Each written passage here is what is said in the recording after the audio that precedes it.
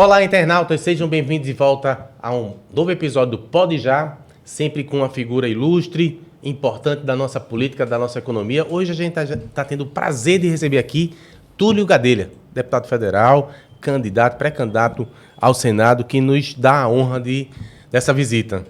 Um homem difícil, a gente já chamou que só, mas agora ele conseguiu um tempinho para dar uma palavra com a gente. Seja muito bem-vindo. Valeu, Jamildo, eu que agradeço aí, parabéns pelo programa, pela casa, estrutura, pela equipe, a gente está muito feliz de estar aqui para bater um papo contigo. Massa. Rapidinho, uma breve bio para a gente mostrar a importância e a relevância do nosso candidato. Túlio Gadelha é bacharel em Direito pela Universidade Católica de Pernambuco, Unicap, e cumpre o segundo mandato como deputado federal por Pernambuco, atuando com foco na defesa dos direitos humanos, meio ambiente e transparência pública. Na gestão pública, presidiu o Instituto de Terras e Reforma Agrária de Pernambuco, o ITERP, e a Fundacentro.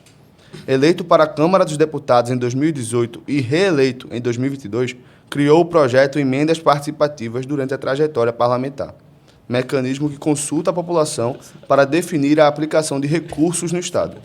Filiou-se ao PSD em ato ao lado da governadora Raquel Lira e concorre ao Senado Federal nas eleições deste ano, compondo a chapa governista ao lado de Eduardo da Fonte.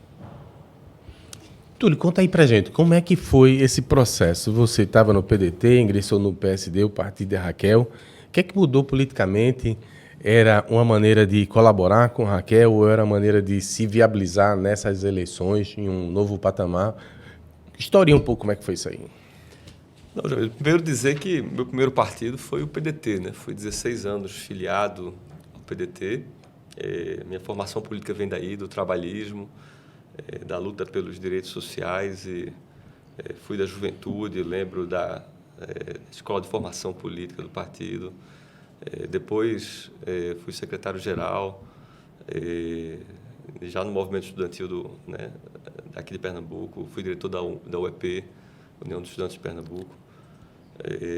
Disputei eleições, perdi eleições, né, já ganhei eleições também. Perdi 2 e ganhei 2. Agora eu desempato, né? Uhum. Esse ano a gente desempata. Mas lembro que em 2020 eu era pré-candidato a prefeito pelo PDT. A gente apresentava 11 pontos nas pesquisas, João Campos 13, Marília 19. E o PDT construiu um acordo para que eu não disputasse aquela eleição. Eu havia sido incentivado pelo partido a disputar, né, várias matérias nos jornais dizendo que o partido me chamou, me convidou. E depois, né, por conta do sistema como ele funciona mesmo, né, falando desse sistema, o PSB ameaçou não dar apoio a Juliana Brizola, que disputava Porto Alegre, se eu fosse candidato no Recife. O PSB também ameaçou retirar o apoio a Marta Rocha, candidata a prefeita do Rio de Janeiro, se eu fosse candidato a prefeito no Recife. E o PSB ameaçou retirar o apoio a Sarto, pré-candidato do PDT lá em Fortaleza, se eu fosse candidato a prefeito no Recife. Com isso, o presidente do partido me convidou a não ser mais candidato, né? Retirou nossa candidatura. A gente estava próximo a um período de convenção, né? A direção foi destituída para que ela não homologasse meu nome como candidato na época. E aí, depois desse processo, em 2020, eu faço uma reflexão e decido ir para o Partido Rede, o partido da ministra Marina Silva, que tinha também o professor Ricardo Galvão, um dos maiores cientistas, né, do Brasil, que foi eleito deputado federal, tinha Heloísa Helena também, e era um partido que tinha na sua origem o desenvolvimento sustentável, né? Eu via que esse era um tema que a gente precisava falar, né, e que era pouco falado no Congresso. E eu gostava de tratar sobre esse tema, né? No meu primeiro mandato, eu falei muito sobre isso, discuti algumas leis sobre esse tema, inclusive. Me filiei à Rede, foi um partido que nos acolheu. A gente é um partido que é democrático, que a direção do partido ela é eleita pelos filiados, né? A gente disputou uma eleição, venceu, né? Assumiu a direção estadual do partido aqui no Estado. Depois, novamente, nosso grupo político reelegeu uma nova direção, mas do nosso grupo político. E a gente vinha caminhando, né, para construir o terceiro mandato de deputado. E a governadora Raquel Lira já vinha nos procurando para construir uma aliança mais ampla, né? Ela que vinha fazendo um bom governo, né? A gente sempre avaliou o governo dela como um governo muito positivo. Lógico, no começo sofreu muitas críticas porque ela evitou determinados setores da classe política para poder organizar a casa, né? Então, ela extinguiu muitos cargos desnecessários, né, ao olhar dela como governante, extinguiu muitos contratos também nebulosos da gestão anterior de Paulo Câmara, enxugou a máquina, né, desenhou um plano de governo, começou a executar. No primeiro ano de governo, ela reduziu em quase 30%, né, a quantidade de pessoas em situação de insegurança alimentar aqui no estado de Pernambuco. Ou seja, ela priorizou a base da pirâmide social, né, que são as pessoas que estão mais em situação de vulnerabilidade. Ela fez um investimento de um pouco mais de 1 bilhão, mesmo naquele ano. No segundo ano, foi um investimento que quase triplicou, 3 bilhões e um pouco. No terceiro ano, quase 6 bilhões. E esse ano, o governo do estado vai investir quase 9 bilhões de reais. Então, foi um movimento que a gente viu que conseguiu enxugar a máquina, né? Lógico, se afastou da classe política em determinado momento, depois viu quais eram os atores que ela queria se aliar, trouxe para perto, né? E eu tive a honra de ser escolhido, né, por ela para ser o candidato ao Senado dela nesse processo todo. E eu fiquei muito feliz com esse convite, né, pelo que a gente faz no Congresso, né? Eu não sou um deputado de ter prefeitos, né? Eu fui eleito com 74 mil votos na primeira eleição de 2018, reeleito com 134 mil votos. E mesmo quando reeleito, eu não tinha prefeitos me apoiando. Mais falta de opinião, né? Eu tinha poucos vereadores, né? Tinha o voto de opinião dos pernambucanos que acompanhavam o nosso trabalho, que eu lhe digo que é o mandato, ou um dos mandatos mais transparentes do Congresso, porque a gente sempre vota em defesa do trabalhador, em defesa das pessoas em situação de vulnerabilidade, no combate às desigualdades sociais, pelo desenvolvimento sustentável. O nosso posicionamento sempre foi esse. Por mais que seja tentador construir acordos, né, tentar alguma benécia, né, que vá dar algum privilégio para o seu grupo político, que isso acontece muito na política brasileira. Se você acompanha, né, o centrão, que é o poder hegemônico ali dentro, que domina a pauta, né, e entrega a eles o que eles querem, que é seu voto, você é recompensado por isso. Esse é o sistema político brasileiro, né? Mas eu nunca me curvei a esse sistema. Sempre enfrentei, sempre denunciei. E todas as matérias polêmicas, além de votar em defesa do povo, eu sempre mostro como votou cada deputado. E isso, de certa forma, faz com que a gente não seja tão abraçado por alguns ali. Porque eu digo, olha, uma matéria tão importante como essa do interesse do povo, as pessoas não vão conseguir entrar no site da Câmara, encontrar a página, ver a votação e tal. Se eu vou criar um sistema de carrosselzinho ali no Instagram para a pessoa ver a matéria que foi votada, arrastar ali e ver como votou cada deputado naquela matéria. Isso dá um trabalho danado. Estou com o Pig aqui, o pessoal da nossa equipe, Bruno, que faz isso, bota a mão na massa, mas ali, ele bota ali o sim e o não dos 513 deputados, dos 81 senadores, como eles votaram. E a turma gosta muito disso, assim. Quem acompanha as redes sociais, quem segue, compartilha muito. Pô, olha como votou os deputados de Minas, olha como votou o deputado que eu votei. Pô, isso é uma vergonha, tal. Então, eu acho que faltam mandatos, pessoas que tragam mais transparência para o legislativo brasileiro, né? Hoje, nosso mandato se dispõe a fazer isso porque acredita que essa é uma forma de trazer as pessoas para a política, né?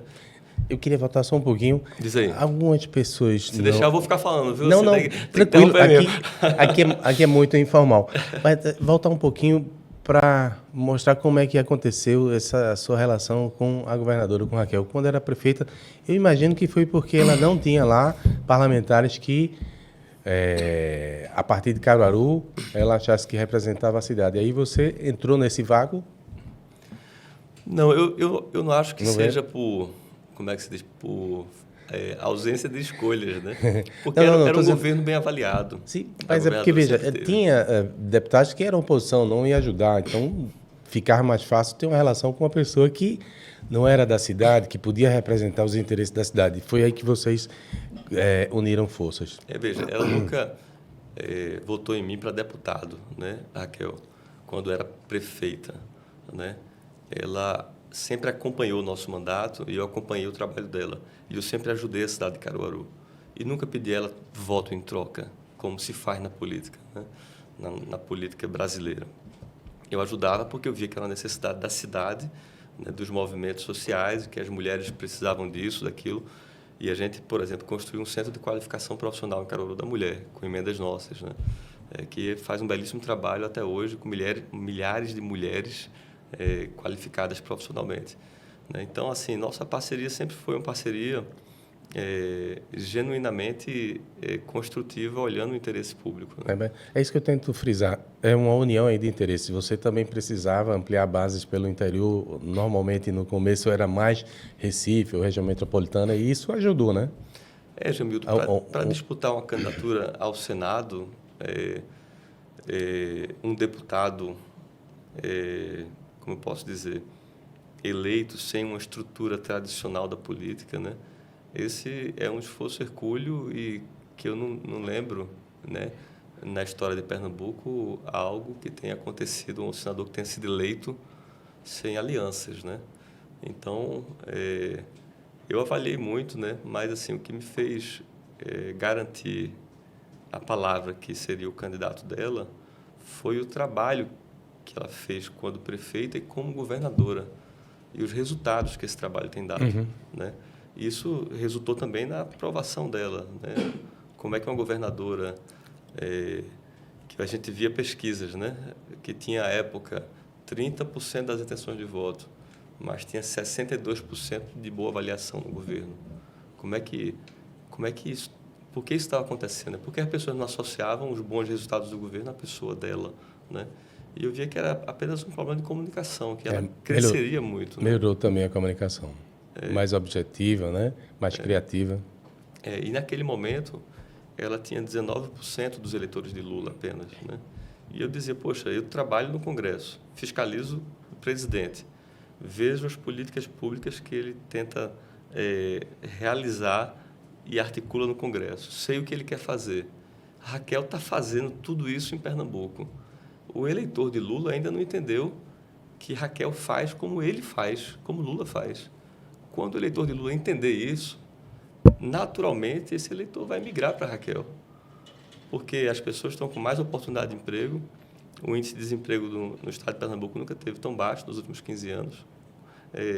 Ela melhorou a qualidade da segurança pública, estamos batendo recorde assim, do estado mais seguro nos últimos 20 anos, dos últimos 22 anos da nossa história, desde quando começou a ser medido os índices de violência e de segurança pública em Pernambuco. Ela reconstruiu um terço das estradas do estado. A gente tem quase 6 mil quilômetros de estrada, rodovias estaduais, né? Ela já fez 1.600 quilômetros, né? As políticas sociais, né, de combate à fome, com as cozinhas comunitárias, são mais de 300 em Pernambuco, que distribuem 70 mil refeições por dia, que isso combate a fome e também poupa o tempo da mulher, do dono de casa, que às vezes precisa ajudar o filho numa lição de casa. Ela vai ali na fila, né, ela se enquadra no perfil de quem pode receber aquele benefício, pega a sua refeiçãozinha, leva para casa, almoça com a família, aí vai cuidar do lar, vai se qualificar profissionalmente, vai cuidar do filho. Ela, assim, tem construído creches, né, em todas as cidades, pegou na mão de cada prefeito, disse, vamos trabalhar junto, vou cuidar de vocês, né? Eu nunca tinha visto antes, né, nas eleições, nesse período eleitoral, prefeitos com avaliação tão alta, né? Tem prefeito que tem 96% de avaliação boa e ótimo, né? Mas a média está girando em torno de 80%. Prefeitos com 75%, 78%, 84%. Isso porque o governo investiu muito nas cidades. O Estado saiu do Recife, da região metropolitana, e foi lá para Trindade, Oricuri, Bodocó, Tupanatinga, Tuparetama. Foi se capilarizando, né? Por isso que a gente olha e diz, poxa, essa mulher está com essa força toda porque ela fez muito pelo interior e pelas cidades. E as grandes obras estão saindo do papel. Aí você fala, não, mas cadê o Arco Metropolitano? Bicho, o Arco Metropolitano é uma obra esperada há décadas em Pernambuco. E ela está fazendo esse arco. O governo federal nem chegou junto ainda, ela já mandou fazer e começou a fazer. Aí vai chegar o dinheiro para iniciar, ela já vai estar no meio da obra, né? Então, ela tem esse proativismo, né? Ela é corajosa, ela enfrenta. Eu me identifico muito com a forma como a Raquel faz política. Perfeito. Qual a diferença política entre o Túlio Gadelha, que chegou à Câmara dos Deputados, e o Túlio Gadelha, que agora pede um mandato de 8 anos no Senado? O senhor moderou suas posições ou ampliou suas alianças? E você vai ficar puto comigo que eu vou lhe perguntar, mas não acha que é muito jovem, não? Está na idade de chegar no Senado? Normalmente o pessoal é mais assim, cabelo branco. Pois é. É engraçado, a população geralmente olha para o Senado e vê que ali é um espaço de pessoas, deveria ser um espaço de pessoas que já fizeram muito e que seria um espaço de recompensa para essas pessoas. Eu olho o Senado e vejo uma casa legislativa muito lenta, que se protege muito e que a gente precisa trazer dinamicidade para lá, que a gente precisa dar uma movimentada, fazer alguns enfrentamentos que não são feitos. O Senado é muito corporativista. Se você olhar as casas legislativas, você até encontra rebeldia na Câmara dos Deputados, mas no Senado não. Né? E eu acho que algumas coisas só avançam com enfrentamento. É lógico que você precisa ganhar confiança, fazer aliados, né? Construir relações. Eu tenho feito isso, eu tenho aprovado projetos de lei, projetos importantes para o país, de minha autoria, mas o Senado Federal ainda se protege muito. E a gente precisa tentar fazer alguns enfrentamentos ali. Por exemplo, o fim da escala 6x1. Se eu tivesse no Senado, eu já estaria enfrentando o presidente Davi Alcolumbre por não ter colocado isso em pauta.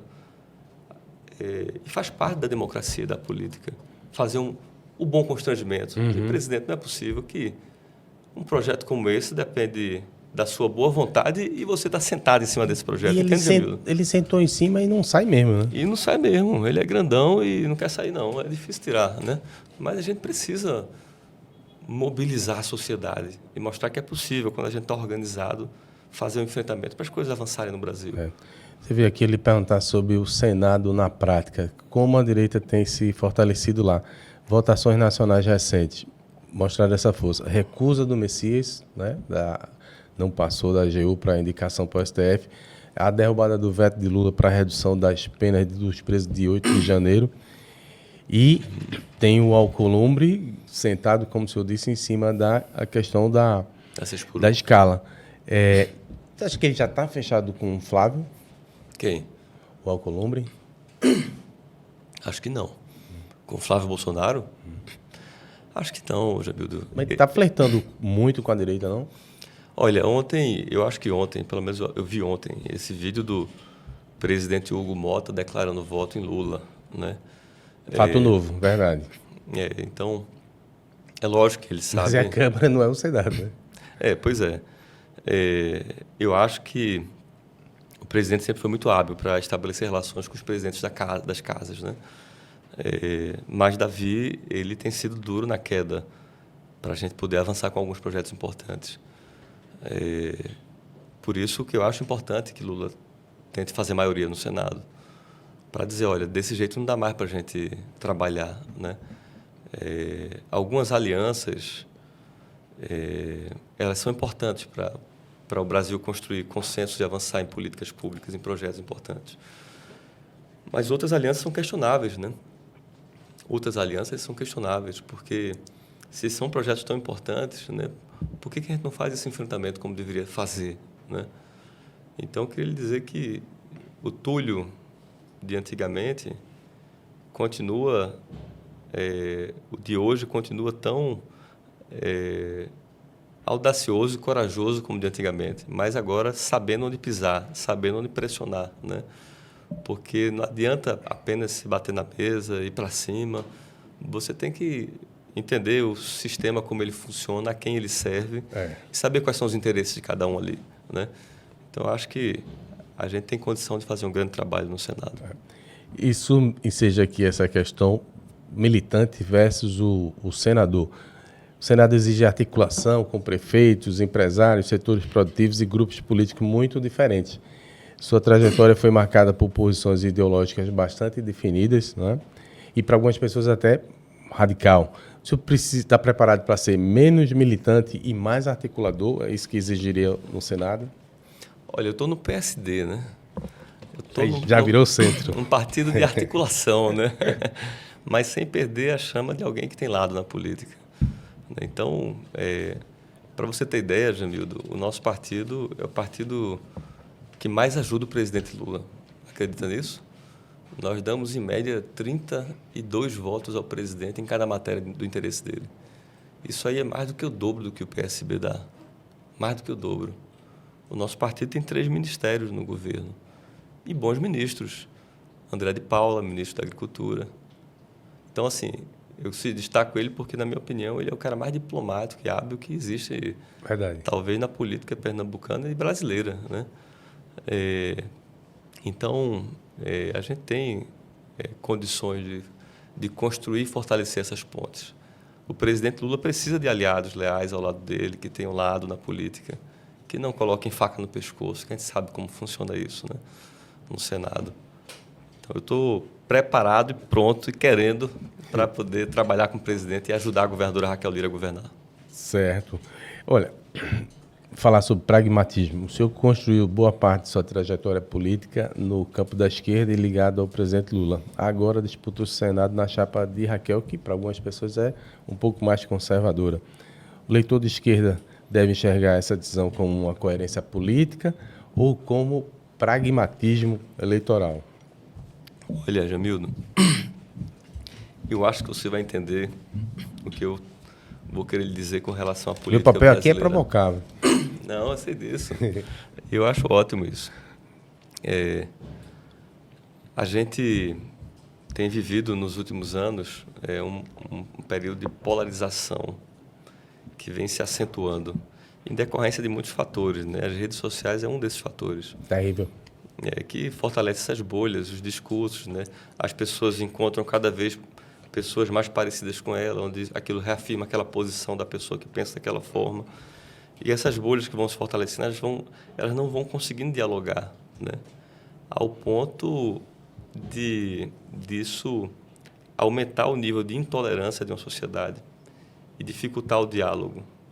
Eu me proponho a gente ir na contramão dessa lógica, da gente tentar estabelecer diálogo, construir pontes. Eu não sei você, mas eu estou cansado dessa briga Com de certeza. esquerda e direita e polarização. Hoje saiu uma pesquisa mostrando que esse cansaço atinge mais as pessoas que têm nível universitário e as que têm maior poder aquisitivo. Talvez porque, diferente do popular, que olha a vida a partir das suas necessidades básicas, o sujeito que está nesse patamar, ele vive mais no mundo das ideias, né? Talvez por conta disso. Mas eu concordo inteiramente. Sabe uma coisa interessante? É chato. Eu perguntei a muita gente da política sobre um debate que teve de Jones com Eduardo Moura. Foi. Todo mundo viu cortes, ninguém aguentou ver aquilo tudo.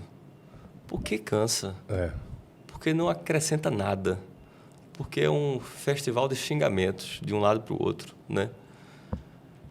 Então, assim, será que isso acrescenta alguma coisa?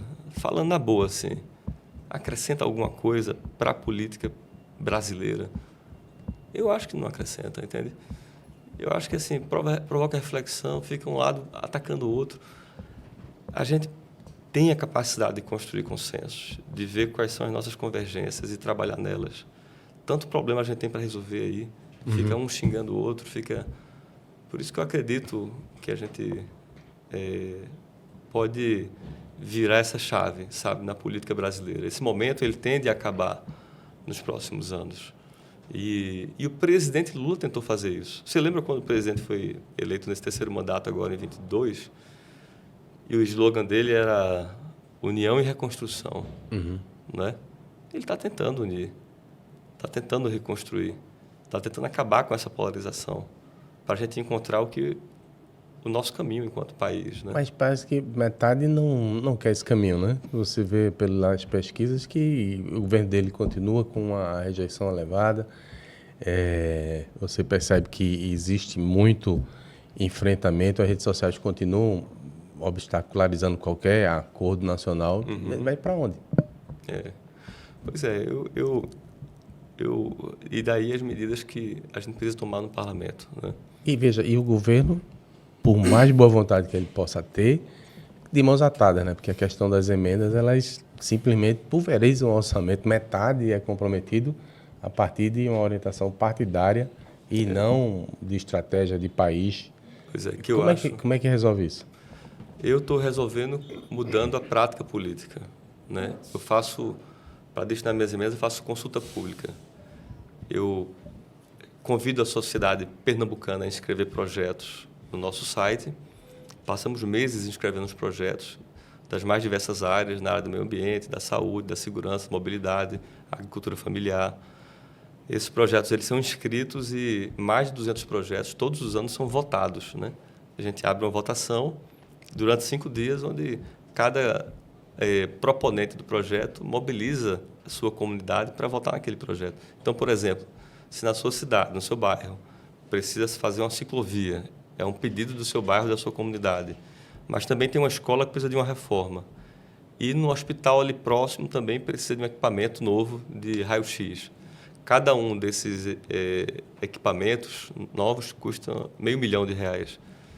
Então, cada pessoa pode propor no nosso site a compra, a aquisição, a reforma, a construção desses projetos a partir desse valor, e aqueles projetos entram em votação.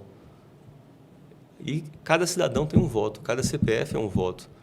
Ao final, a gente faz a gente mostra quem votou em que projeto, os nomes das pessoas ali, lógico, assegurando a LGPD, né? O final do meu telefone, o final do CPF, para que as pessoas vejam quem votou e quanto foi que cada projeto conquistou de voto. E a gente contempla os projetos que são mais votados, né? Então, essa é uma forma da gente convidar as pessoas para a política, independentemente do período eleitoral, né? A gente faz uma consulta pública às pessoas e elas dizem para onde deve ir o investimento. É o que a gente chama de emendas participativas. É um mecanismo interessante, mas se a gente for olhar para o que acontece no Congresso, é difícil imaginar que esse monstro queira voltar para a caixinha manejando 50 bilhões por ano a seu bel prazer, né? Inclusive, até presidente de partido que não está mais na função legislativa diz, vai para ali, vai para cá. Isso é um perigo, né? Isso é um perigo grande.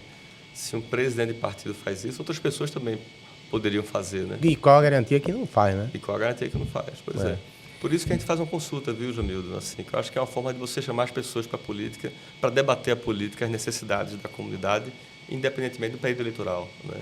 Você estimula uma democracia participativa, que eu acho que é a evolução da democracia representativa. Deixa eu lhe perguntar sobre uma pesquisa da Quest, deputado, mostrou que 31% dos eleitores querem um senador que traga emendas e obras para o Estado. Parece a lógica do Centrão. Enquanto apenas 11% colocam como prioridade o impeachment de ministro do STF. O senhor interpreta esses números como um recado de que a campanha de 26 será menos ideológica e mais baseada em resultados concretos? Quais entregas o senhor apresentaria ao eleitor pernambucano? Olha, primeiro, a gente tem entregas em 3 segmentos, né? Assim, E pergunta assim mais plataforma, se for olhar daqui para frente, sabe? Tá. Tipo, já teve um senador das águas, um senador da saúde, Dudu se apresenta como senador da saúde. Você vai ser senador do quê? Do orçamento? Não, da boa política, primeiro, da transparência e dos trabalhadores e trabalhadoras, né? Dos informais, dos formais. A gente já atendeu 70 municípios com emendas. Isso é diferente da lógica da política tradicional, que o deputado concentra o dinheiro de emenda nas cidades que votam nele, né? E faz um acordo com o prefeito de trocar voto por emenda. A gente faz essa consulta pública e aqui tem 70 municípios que já receberam investimentos do mandato a partir dessa consulta também. Esse é um ponto. um outro ponto que eu acho importante trazer do mandato, que é o mandato que fiscaliza, né? Por exemplo, nós impedimos a exploração de petróleo em um bloco autorizado pela ANS, Aquele é um bloco equatorial? de pré-sal, não, ali De próximo a Noronha. Fernando de Noronha. Noronha. Foi uma ação que nós movemos no STF que conseguiu impedir, né, que aquele bloco de pré-sal fosse explorado, né? Então, o legislativo, cabe a ele também fiscalizar, né, acionar a justiça, né, desenvolver os instrumentos que estão ao seu alcance para proteger os interesses da sociedade, né? Nós descobrimos o gabinete do ódio. Foi um requerimento nosso na CPI das fake news em 2019, que desvendou que existia um sistema orquestrado que disseminava desinformação em vários perfis diferentes nas redes sociais. E o IP desse computador estava no gabinete do ex-deputado Eduardo Bolsonaro. Então, foi um requerimento nosso, virou até matéria no jornal quando a gente trouxe essa revelação, né? Então, é um trabalho de fiscalização, lógico, o nosso mandato tem feito um trabalho de fiscalização, tem feito investimentos a partir da consulta pública, tem aprovado leis importantes, a Política Nacional de Visitação às Unidades de Conservação, que fomenta o ecoturismo, que fomenta a preservação da natureza, a educação ambiental, é uma lei de nossa autoria, que o presidente Lula sancionou, a lei de fomento à cultura no Brasil, porque antes, para você contratar uma peça de teatro, usava as mesmas regras de licitação de contratar a construção de uma ponte, né? A gente criou uma regra de licitação própria para a cultura que aumentou muito o investimento em cultura no Brasil. Quem trabalha com cultura sabe disso. A importância de alguém que olhe para o setor cultural como um setor específico, como uma política pública que precisa de atenção. Nosso mandato fez isso ao longo dos anos. Então, Jamildo, eu digo que o nosso mandato ele tem essas 3 linhas, né? De fortalecer a transparência, a democracia participativa, de construir e propor projetos de leis que olhem para os trabalhadores, minorias e também para a cultura e meio ambiente, e de levar investimento para todas as cidades, né? Sem a velha política do toma lá da cá. Investimentos que a sociedade, que a comunidade pede e precisa. Um dos votos que essa pesquisa mostra é aquele da direita contra o STF ou querendo detonar com impeachment ministros do STF.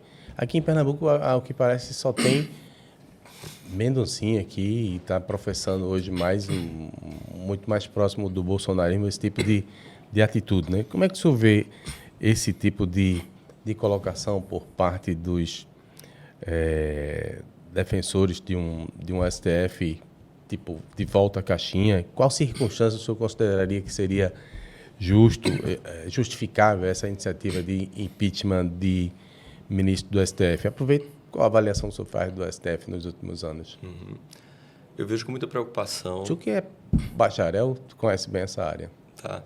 Eu vejo com muita preocupação, tá? Quando você coloca o impeachment de ministros na plataforma de mandato, né? Porque você está querendo se posicionar em um ambiente que enfrenta e afronta as instituições, né? A quebra do pacto, né, federativo, inclusive. Pois é, acho que tende a ser e soa até um pouco eleitoreiro, mas é lógico que isso não implica em um trabalho sério que um senador possa fazer de fiscalização também, porque não é normal que um escritório de advocacia que tenha ligação com o ministro ganhe 100 e tantos milhões em um contrato, né? Então, isso tem que ser discutido, mas ter isso como uma plataforma de campanha de alguém que disputa uma cadeira no Senado, eu acho que é perigosíssimo, né? Alimenta, incentiva até esse conflito institucional, que eu acho que não é o caminho para a gente construir uma democracia mais saudável. Mas eu avalio o trabalho do STF como um trabalho importante que vem sendo feito, mas que a gente precisa fazer nosso papel de fiscalizar não o STF em si, mas o que está em volta, né, dessa estrutura. Perfeito. Ainda voltando para a pesquisa da Quest, que tem mais uma questão aqui que eu acho que é relevante se perguntar. Saiu essa semana. No Nordeste, a pesquisa indica que 38% valorizam um candidato apoiado por Lula, ou comprometido com o fim da escala 6x1. Mas o item isolado mais citado continua sendo obras e investimentos para o Estado. O apoio do presidente é suficiente ou o eleitor vai cobrar muito mais capacidade de entregar recursos e investimentos para Pernambuco? Particularizando para o seu caso ou falando do Nordeste como um todo? Eu acho que tem obras que a gente precisa tirar do papel, tá? A Veja, Transnordestina essa é uma vergonha, ficou para trás, né? Não é ruim para a classe política pernambucana? ficou paralisada a Transnordestina durante o governo Paulo Câmara. Paralisada. Não andou durante o governo Paulo Câmara. A gente vê agora o ramal até Pecém, no Ceará. Existem 10 mil homens trabalhando nesse momento. E aqui em Pernambuco, por que ficou tanto tempo parado? Por que isso retomou agora? Né? Eu vi a governadora Raquel Lira ir a Brasília mais de 100 vezes, quer dizer, 150 vezes, para conversar com o presidente sobre isso, para entender o problema, para destravar. A governadora chamou os senadores do estado de Pernambuco, levou no palácio. Isso aconteceu muito lá, né? Então,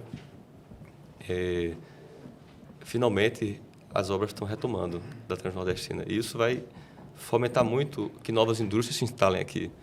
Vai baratear o custo logístico. Nós temos um porto que tem uma capacidade muito maior, 3 vezes maior do que o Porto de Pecém, no Ceará.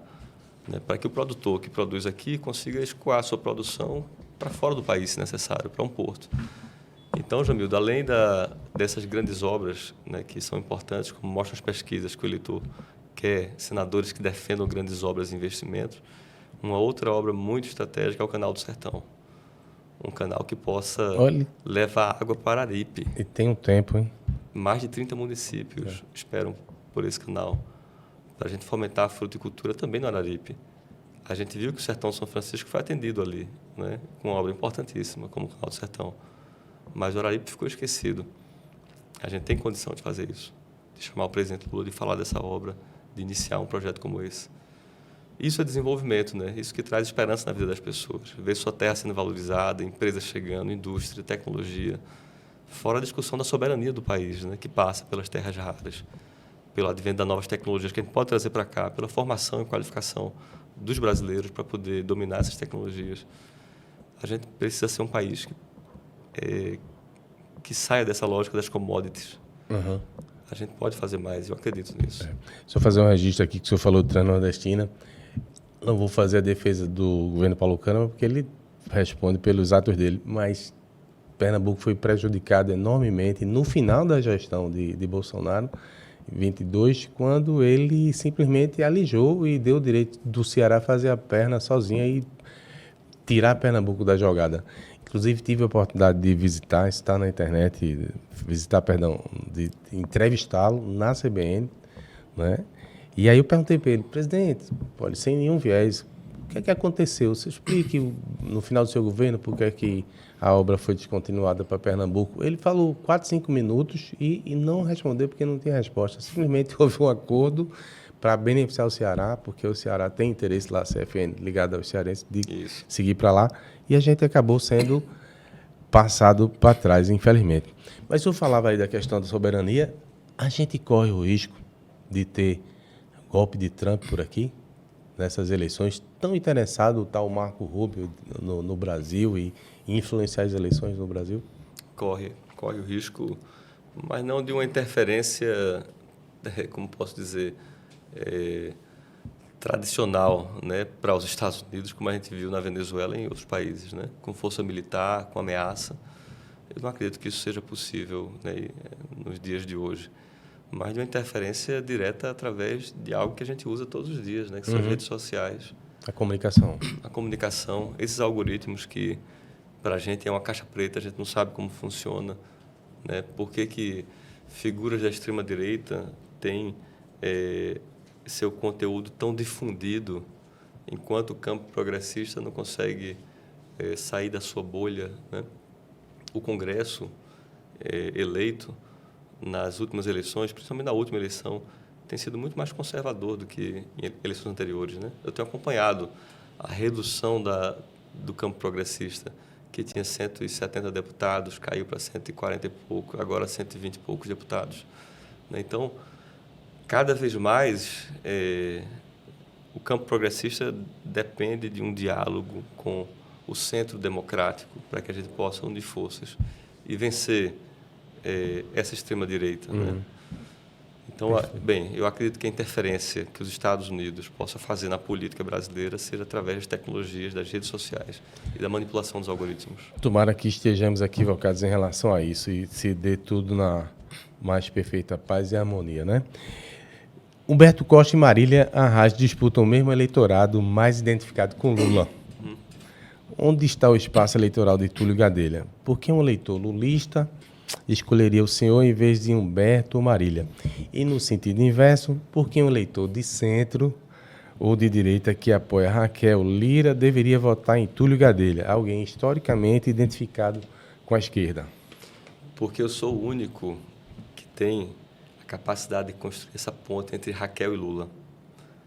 Porque todos que estão com Lula não querem Raquel. E aqueles que dizem estar com Raquel são contra Lula. E eu sou o único que tem uma capacidade de construir essa ponte do presidente com a governadora, trazer mais investimentos, ampliar a aliança do presidente Lula, que precisa ganhar a eleição no primeiro turno, e precisa mesmo ganhar a eleição no primeiro turno, porque no segundo turno não tem aliados, como tivemos Marina Silva, Simone Tebet. Não teremos no segundo turno, o presidente sabe disso, aliados. Lula precisa ganhar a eleição no primeiro turno. E a forma da gente ampliar o palanque do presidente é trazê-lo para o centro democrático, trazê-lo para os governos progressistas. Um governo que combate a fome, um governo que gera emprego, um governo que traz mais segurança pública, que constrói estradas, por onde passa a ambulância, passa o ônibus da escola. Um governo que leva água para as pessoas, para 1.600.000 pernambucanos. Não é um governo progressista. Um governo que já entregou mais de 26 mil títulos de posse. Jamildo, a Raquel faz como Lula faz. E quem vota em Lula está começando a entender isso agora. Esse é um governo progressista e Lula precisa de uma aliada. Lula precisa de uma aliada como Raquel. Então, tenha certeza que o que me diferencia dos outros candidatos é porque eu consigo entregar o que eles não conseguem. Fora o trabalho que nós temos feito ao longo desses anos. O mandato mais transparente de Pernambuco, talvez um dos mais transparentes do Brasil. O mandato mais participativo, que convida as pessoas para consulta pública sobre projetos de lei, sobre investimentos públicos. Essa é a nossa diferença. E como é que o senhor recebeu a fala da senadora Tereza Leitão lhe descredenciando, dizendo que não é ponte, que, na verdade, do outro lado é que está o time de Lula? Eu acho que ela precisa avaliar bem, sabe? As posições que ela toma. É lógico que ela tem aliança com João Campos, né? João sempre teve gente ligada ao governo no Recife que votou nos processos internos de eleição do PT e ajuda um grupo político. O PT ali dentro tem vários grupos que disputam, né, o comando do partido. E por isso a senadora também cumpre uma tarefa importante para João. Partidária, né? Missão. Como João cumpre uma tarefa importante para o grupo político dela. Né? Eu não a julgo pela sua posição política. Mas quem deve escolher o senador de Pernambuco são os pernambucanos. Né?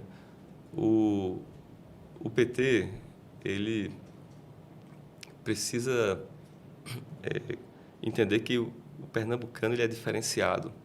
Ele ama Lula, mas ele compreende que, às vezes, Lula ele indica candidatos por conta da conjuntura política, dos acordos, e não candidatos que estão no seu coração, porque é assim que a política funciona. O eleitor de Lula compreende isso. Veja Danilo Cabral, candidato de Lula na última eleição. Em que colocação ele ficou entre os 5? Acho que ficou em último, né? Ficou em 5º. E Lula foi em 1º. E perceba como o eleitor pernambucano ele é inteligente. Ele não vota pela aliança porque Lula mandou votar aqui, mandou votar ali. Porque Lula ele manda aquilo que é combinado com os partidos. Mas Lula ele defende mesmo quem faz como ele faz. Por isso que eu defendo que Lula e Raquel precisam estar juntos para construir uma ponte que fortaleça e deixe Pernambuco no protagonismo que sempre esteve e que voltará a estar. Só para insistir nessa história aí de Pontes. meio de campo com o PT e ponte, sua candidatura pode ser vista como uma peça importante da estratégia de Raquel para reduzir a vantagem de João Campos entre os eleitores de esquerda. Fato. O senhor aceitaria esse papel, aceita esse papel, ou considera uma leitura muito simplista? Considerando esse voto aí, Luquel, que vai ali e junta o presidente e a governadora. Eu vejo muita gente, viu, Jamildo, assim, do campo progressista acompanhar a Raquel por conta dos resultados do governo. Porque ela é uma governadora que dialoga. O movimento indígena de Pernambuco, a primeira vez que foi recebido por um governador foi no governo de Raquel, recebido por ela no início do seu governo.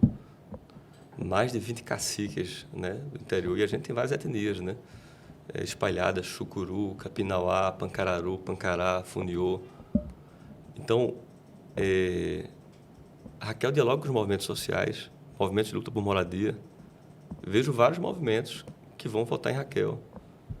Vejo vários assentamentos, né, de diversos movimentos, inclusive do MST, que vão votar em Raquel. Porque ela está entregando o que os movimentos pedem. A habitação popular, ela está entregando. Reordenamento agrário, título de posse, ela está entregando. Ela entregou 10 vezes mais do que Paulo Câmara. 10 vezes mais do que Paulo Câmara. Ela entregou 20 e poucos mil títulos e Paulo Câmara entregou 2.000 e tantos títulos no último governo. Então, esse não é um movimento isolado, né? Tem figuras históricas do campo progressista, como Maurício Randes, por exemplo. Uhum. Maurício foi líder do governo Lula. Maurício foi a maior referência, ou quiçá uma das maiores referências da esquerda no Brasil e de Pernambuco. Pergunte em quem ele vota, Raquel Lira. Porque o poder, Jamildo, não pode ser herdado como um patrimônio, entende? Esse grupo político hegemônico, digo isso porque são 8 anos de Paulo Câmara, 8 anos de Eduardo Campos, né? Mas que está no poder há tantos anos, que nomeou esses desembargadores, nomeou um monte de gente, Tribunal de Contas, tal. Esse grupo hegemônico precisa entender que Pernambuco não tem dono, que o Estado de Pernambuco é do povo pernambucano e o povo sabe escolher. Então, mesmo sabendo que a esquerda ela está, em sua maioria, o campo progressista nesse palanque, eu faço muitas críticas a esse palanque, essa forma oligárquica de governar Pernambuco, porque o poder não pode passar de pai para filho. E eu acredito em uma governadora que tenha coragem de enfrentar esse sistema e tem feito o que ela tem feito. Perfeito. Para concluir, como é que o senhor avalia os acertos, ou qual foi o maior acerto, qual foi o maior erro do governo Raquel Lira até agora? O maior acerto foi olhar para quem está na ponta, olhar para as pessoas que moram nos lugares mais inóspitos, nos pequenos distritos, nas pequenas cidades, de levar água, estrada, levar educação, reformar a escola, de fazer creche, política pública, as mulheres, as mães, o Pix do tênis para a criança ir para a escola com dignidade. O maior acerto foi olhar a base social de Pernambuco, valorizar e fortalecer essa base. E o maior erro foi não ter me convidado antes para ser o senador dela, porque eu poderia estar 1 ano falando isso aqui, defendendo o governo, mas já estou há 4 meses. Olha, embora eu respeite suas opiniões, eu tenho que fazer um contraponto. Por Claro. que ainda aparece saúde e principalmente violência como os principais problemas a resolver? Pelo trauma do governo Paulo Câmara, do governo anterior. Existe um trauma do governo anterior que aumentou a fila de cirurgias, a Raquel reduziu. Aí se fala, mas quantos hospitais ela construiu? Você quer construir um hospital para quê? Me diga. Se não for para fazer cirurgia, reduzir fila, fazer exame. Ela reduziu as filas de exame de cirurgias. Tem regiões no estado, no sertão, no agreste, que a fila está zerada. Você constrói um hospital para cuidar do povo. É isso que ela está fazendo. Os hospitais foram construídos, mas não foram usados como deveriam ter sido usados. Ela está usando, abrindo leitos. Então, olha os números da saúde. A ciência, ninguém tem como questionar quando você olha os números oficiais do Estado de Pernambuco. Os números estão muito melhores. Os números estão muito melhores do que no governo anterior. A segurança pública, a gente reduziu quase metade o número de furto, de roubo de carro, de veículo, de assalto a ônibus. Quase metade. As mortes violentas também. Eu acho que são temas importantes porque a ferida aberta no passado foi muito grande. E para fechar demora. Mas tenho certeza que com mais 4 anos de Raquel a gente fecha. Uhum. Olha, como aliado o senhor deve professar os méritos tudo de Raquel, é compreensível, mas como senador o senhor vai representar o Estado. E às vezes pode acontecer de os interesses não serem convergentes. Qual seria o seu grau de autonomia eleito senador por Pernambuco em relação ao governo? Considerando que uma eventual reeleição de Raquel. Raquel conhece meus valores e a minha forma de fazer política. Ela sabe que aquilo que contraria meus princípios será levado à discussão com ela.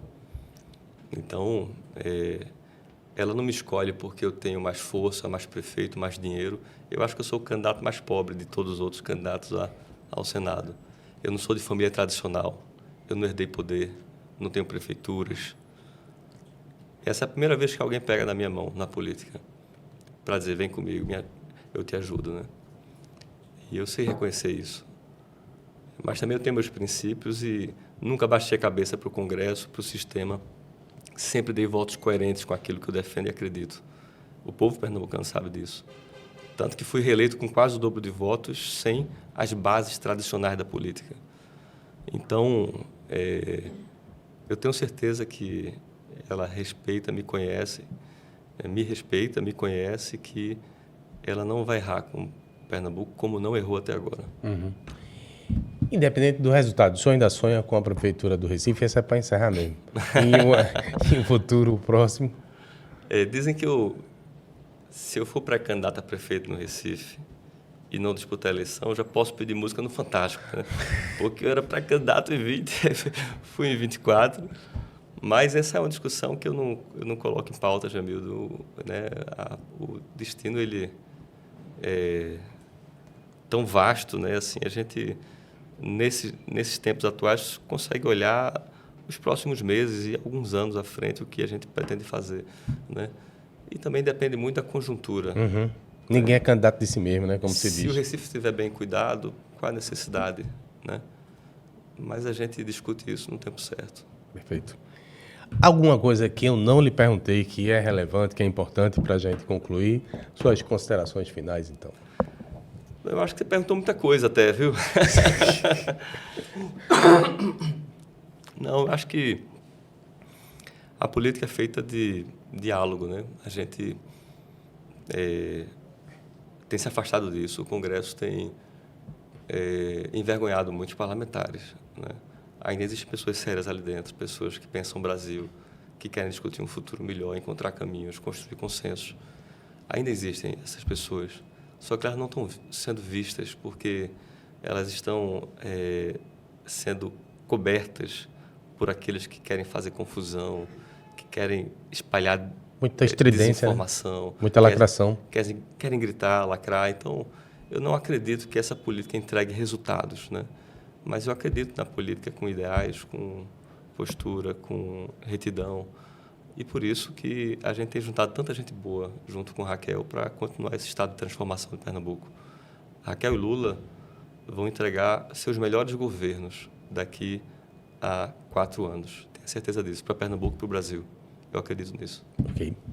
Obrigado pela sua visita, parabéns pela jornada, desejo boa sorte. A gente, com a sua visita aqui, conclui a primeira rodada, agora todos os candidatos, a gente vai voltar a conversar com os candidatos ao Senado. Vai ser um prazer tê-lo de volta aqui em breve, tá bom?